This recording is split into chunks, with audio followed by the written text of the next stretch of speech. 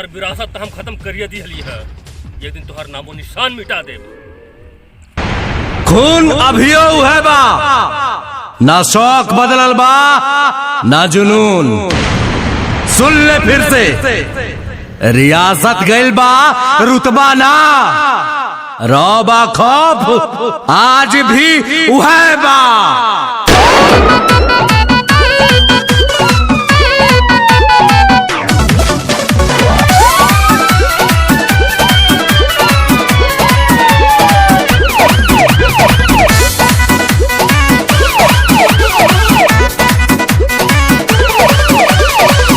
भोजपुरिया डरीला खाली बाप से, साच खाती लड़ जाई केहू के बाप से। हई भोजपुरिया डरीला खाली बाप से, साच खाती लड़ जाई केहू के बाप से। तो पीछे हटम न के तनो झमेल होई, आज जेल होई काल बेल होई, परसों से उहे खेल होई। आज जेल होई कल बेल होई, परसों से उहे खेल होई।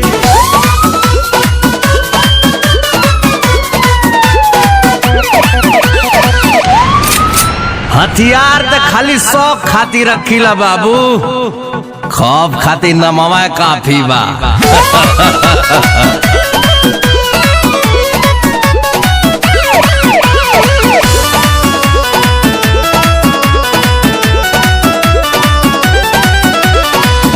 पगरिया अमुहवा में पान बा, पिस्टल कमर में असीना उतान बा।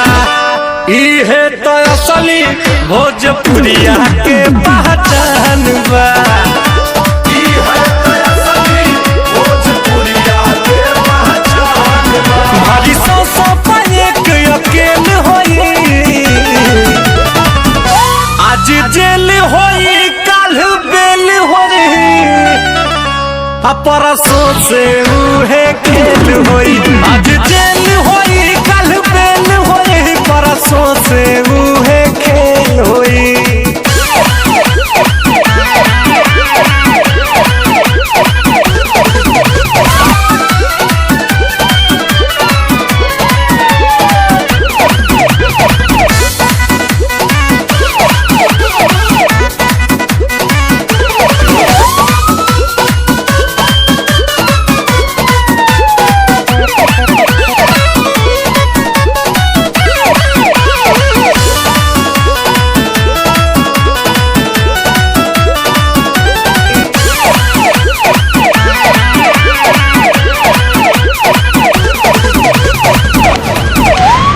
हमारे दोस्ती का फायदा उठा लिया बाबू, कैसे कि हमारे दुश्मनी का नुकसान तू सह ना पैबा।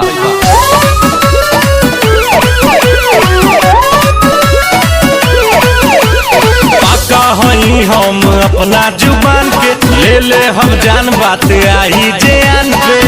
करी ले न सही ले माटी के अपमान के,